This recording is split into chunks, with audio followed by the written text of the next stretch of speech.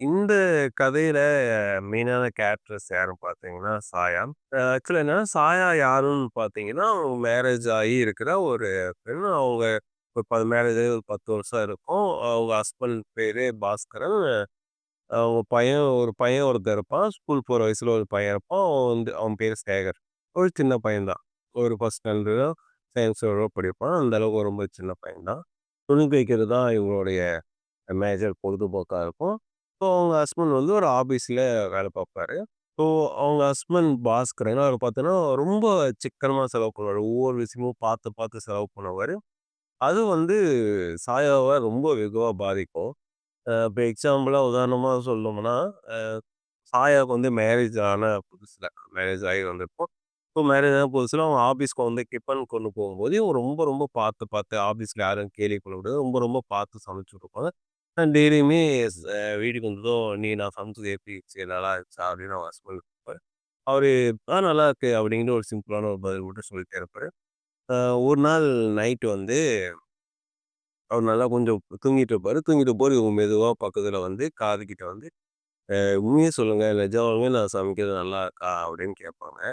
அதுக்கு அவரு என்ன பதில் சொல்லுவாருன்னா, "நீ நல்லா தான் சமைக்கிற. ஆனா நெறையா செலவு பண்ற. சமைக்கிறதுக்காக நெறையா வீணடிக்கிற.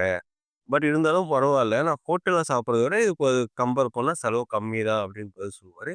இது சாயாவுக்கு ரொம்ப ஒரு கோவத்த உண்டு பண்ணும். ஒவ்வொரு விஷயமும் இப்படி அவர் பார்த்து பார்த்து செலவு பண்ணும்போது, அது ரொம்ப அவர பாதிக்கும். அ ஒரு நாள் அவரு சேலம் போவாரு. சேலம் போம்போது, சாயாவுக்கு மாம்பழம்னா ரொம்ப பிடிக்கும். அது அவளுக்கு ரொம்ப ரொம்ப விருப்பமான ஒரு பழமா இருக்கும். ஸோ, இவரு சேலம் போறதுனால இவர்கிட்ட வாங்கிட்டு வாங்கன்னு சொல்லுவாங்க. அவரும் சரி வாங்கிட்டு வரேன் அப்படின்னு சொல்லுவாரு. அவரு வரதுக்காக ரொம்ப வெயிட் பண்ணிட்டுருப்பாங்க. அந்த பழம் சாப்பிடணுமே அப்படின்ட்டு. அவரு ரிட்டர்ன் வருவாரு. அவரு வந்துட்டு அட்லீஸ்ட் கிடைக்கல, மாம்பழம் கிடைக்கல அப்படின்னு சொல்லியிருந்தா கூட பரவால்ல. அவரு என்ன சொல்லுவாருன்னா, "விலை ரொம்ப அதிகமா இருக்கு. அதனால வாங்க முடியல" அப்படின்னு சொல்லுவாரு. இவருக்கு அது ரொம்ப கோவத்த உண்டு பண்ணும். இப்படியே போக போக அவருக்கு எந்த ஒரு பொருள் மேலயும் ஒரு ஆசையே இல்லாம போயிடும். என்ன இது எல்லாமே இது கேட்டாலும் வாங்கி தர மாட்டாரு அப்படிங்கிறதுனால, அவருக்கு எந்த ஒரு பொருள் மேலயும் ஆசை இல்லாமயே போயிரும். ஒரு டைம்ல அவங்க பக்கத்து வீட்ல ஒரு பொண்ணு, அவங்க துணி துவைக்க குடுப்பாங்க. அப்போ எது மேலயும் நீ ஆசை இல்லாம இருக்கிறியே! அப்படின்னு அவங்க ஒரு கொஸ்டின் கேட்பாங்க. அவங்க அதுக்கு ஒரு சூப்பரான ஒரு பதில் சொல்லுவாங்க. என்ன சொல்லுவாங்கன்னா, "இருந்து தான ஆகணும். இத விட நல்ல காரணம் தேவ" அப்படின்னு ஒரு பதில் சொல்லுவாங்க. அது ரொம்பவே டிஸ்டர்ப் பண்ணுச்சு அந்த ஒரு பதில். இப்படி போயிட்டே இருக்கும்போது, அவன் பையன் ஒரு நாள் ஸ்கூல் முடிச்சுட்டு வருவான். வந்துட்டு அவன் சொல்லுவான், இந்த மாரி ஒரு பையன் பேரு அவனோட ஃப்ரெண்ட் நேம் சொல்லுவான். அவனுக்கு தமிழ்ல பாஸ் ஆயிட்டான். அவங்க வீட்ல சைக்கிள் வாங்கி தர்றதா சொன்னாங்க. 3 சக்கர சைக்கிள் வாங்கி தர்றதா சொல்லுவாங்க அப்படின்னு சொல்லுவான். உடனே இவங்க சாயா கேட்பாங்க, "என்னடா உனக்கும் சைக்கிள் வேணுமா?" அப்படின்னு கேட்பான். "இல்ல, இல்ல எனக்கு வேண்டாம். நான் பெரிய நாளும் எனக்கு 2 சக்கர சைக்கிள் வாங்கி குடுங்க" அப்படின்னு சொல்லுவான். அவங்க வாங்கி குடுங்க அப்படின்னு சொல்லிட்டு, அவன் பாக்கெட்லேருந்து ஒரு 10 பைசா காசு வேற எடுத்து கேட்பான். "இங்க பாருங்க நான் சேர்த்து வச்சுட்டுருக்கேன்" அப்படின்னு சொல்லுவான். திரும்ப அவங்க அம்மா கேட்பாங்க. "சொல்றா உனக்கு சைக்கிள் வேணுமா? என்னடா சொல்லுடா" அப்படின்னு கேட்பாங்க. அப்போ அவன் என்ன சொல்லுவான்னா, "இல்லம்மா வேண்டாம். அதெல்லாம் ரொம்ப விலை ஜாஸ்தி" அப்படின்னு சொல்லுவான். அந்த பதில் இவள ரொம்ப பாதிக்கும். அட்லீஸ்ட் அவன் அடம் பிடிச்சு வேணும்னு சொல்லியிருந்தா கூட அவங்கள நான் 2 அடி அடிச்சு ஏதாச்சும் இது பண்ணியிருப்பேன், திட்டியிருப்பேன். பட் அவன் இப்படி சொல்லிட்டானே! உன் பையன் விருப்பப்பட்டு ஒரு பொருள வாங்கி தர முடியலையே! அப்படின்ட்டு அவங்க ரொம்ப ரொம்ப மனவேதனையா இருக்கும். அன்னைக்கு அவங்க ஹஸ்பண்ட் வருவாங்க. அப்போ இவங்க கேட்பாங்க.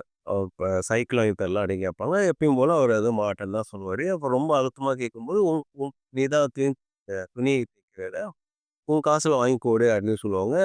அப்பதான் உங்களுக்கு மைண்ட் அது ஹிட் ஆகும். ஓகே நான் கண்டிப்பா நான் வாங்கி தர தான் போறேன் அப்படின்ட்டு ரொம்ப அழுத்தமாவும் பதில் சொல்லுவாங்க. இதெல்லாம் நடந்துட்டு இருக்கும்போது ஒரு சில நெறையா அவங்க சட்டம் போட்டுட்டே இருப்பாங்க. இந்த மாரி குழந்தைக்கு பிடிச்சத வாங்கி தரக்கூடாது. ஆண்கள் இருக்கக்கூடாது, கனவுகள் இருக்கக்கூடாது அப்படின்னு ஒரு சட்டம் போடணும். அப்படின்ட்டு ஒவ்வொரு இதுக்கும் ஒரு சட்டம் சொல்லிட்டே வருவாங்க. அது நீங்க இந்த கதைய படிக்கும்போது உங்களுக்கு அது இன்னுமே ரொம்ப சுவாரஸ்யமா இருக்கும். அ ஓகே அடுத்த நாள் பார்த்தீங்கன்னா, அவங்க வீட்லேருந்து ஒரு லெட்டர் வரும். ஸோ என்னன்னா, அவங்க சிஸ்டர் இருப்பாங்க. அவங்க நேம் பூமா. அவங்களுக்கு மாப்பிள அதாவது பொண்ணு பார்க்க வராங்க அப்படின்ட்டு அந்த லெட்டர் வரும். ஓகே. இவங்க உடனே நம்ம போய் ஆகணும். அது போக இவங்களுக்கு சிஸ்டம் ஓட்டுறோம்னா ஒரு தோழி நெருங்கிய தோழி மாரி. ஓகே உடனே நம்ம போய் ஆகணும் அப்படின்ற ஒரு கணவன் சொல்லப்போனா, எப்பயும் போல எதுக்கு வீண் செலவு அப்படின்னு சொல்லி தட்டி கழிப்பாரு. இப்படி இருந்தாலும் கேட்க மாட்டாங்க. இவங்க அவங்க பையன கூட்டிட்டு போயிடுவாங்க. ஓகே போயிட்டு அவங்க வீட்ல அவங்க சிஸ்டர் கிட்ட, அம்மா கிட்டலாம் பேசிட்டு இருப்பாங்க. அ அப்போ வந்து அவன் பையன் வந்து இந்த மாரி எனக்கு ஐஸ் வேணும் அப்படி ஐஸ் வண்டி வரும். எனக்கு ஐஸ் வேணும் அப்படின்னு கேட்பான். அப்ப வந்து அதெல்லாம் எதுக்கு வேண்டாம் அப்படின்னு சொல்லுவாங்க. உடனே பூமாவோட அம்மா, "என்ன குழந்தை ஆசைப்படுறான், இது வாங்கி தந்தா என்ன?" அப்படின்னு சொல்லுவாங்க. அவன் உடனே அவனுக்கு மட்டும் வாங்குனா பத்தாதா? எல்லாருக்கும் வாங்கணும்ல அப்படிங்கிற மாரி ஒரு பதில் சொல்லுவாங்க. அவங்க அம்மா ஒரு மாரி பார்ப்பாங்க. என்ன இவன் இப்படி பேசுறா? அப்படின்னு பார்த்துட்டு உடனே அவங்க காச எடுத்து அவன்ட்ட குடுத்துட்டு வாங்கிக்கோ அப்படின்னு சொல்லி குடுப்பாங்க. மெயின் ரீசன்னா அவங்ககிட்ட காசு இருக்காது. பொண்ணுகிட்ட பஸ்ஸுக்கு எல்லாம் அவங்க ஹஸ்பண்ட் விட மாட்டாரு. பட் இவ்வளோ தானே வருவா. அவன்ட்ட அவ்வளவா காசு இருக்காது. இருக்கிற காசு வச்சு தான் அவங்க வந்திருப்பா. அதே டைம்ல என்னன்னா, அவங்க அந்த வீட்டுக்கு அவங்க பக்கத்து வீட்ல யாரோ ஒருத்தர் வந்து ஒரு ரூ. 5 கடனா கேட்க வந்திருப்பாரு. அப்புறம் பார்த்து பீரோ சாவி அவங்ககிட்ட இருக்காது. அப்போ அவங்க அம்மா சொல்லுவாங்க. பூமா கிட்ட அவங்க அம்மா சொல்லுவாங்க, "சாயா கிட்ட கேட்கலாமா?" அப்படின்னு சொல்லுவாங்க. அப்போ வந்து உடனே பூமா சொல்லுவா வேண்டாம். அவ ஐஸே வாங்கி தர மாட்டேன்றா. இதெல்லாம் காசு குடுப்பாளா? அவலாம் ரொம்ப மாறிட்டா. அப்படிங்கிற மாரி சொல்லுவாங்க. இது வந்து சாயாவுக்கு கேட்டுரும். கேட்டதும் அவளுக்கு வந்து, "என்ன நம்ம தங்கச்சி இப்படி நம்மள சொல்லிட்டாளே!" அப்படின்ட்டு அவளுக்கு ரொம்ப அது வந்து ஒரு மன வேதனையா இருக்கும். அந்த டைம்ல டக்குன்ட்டு அவளுக்கு வந்து வயிறுல டக்குனு ஒரு வலி வரும். என்னன்னு பார்த்தா, அவ வந்து கன்சீவா இருப்பா. அப்போ அவங்க வீட்லேருந்து கிளம்பி அந்த பையனோட அவன் பையனோட வீட்டுக்கு போயிட்டு இருக்கும்போது யோசிப்பான். கன்சீவ் ஆனதுமே வருத்தப்படுற விஷயம் என்ன இருக்கும்னா, ட்ரெஸ் தைக்க முடியாது.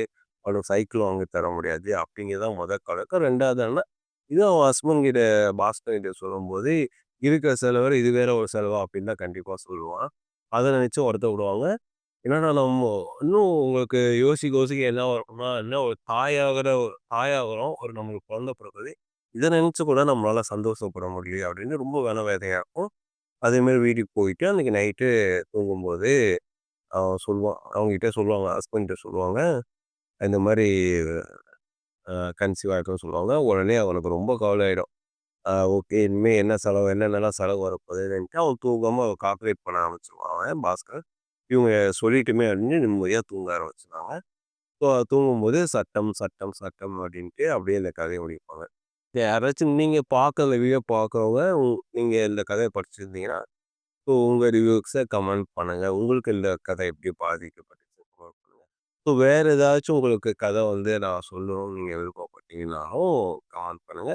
நான் கண்டிப்பா அந்த கதைய படிச்சிருந்தாலோ, இல்ல படிக்கலனாலோ படிச்சுட்டு நான் சொல்றேன்.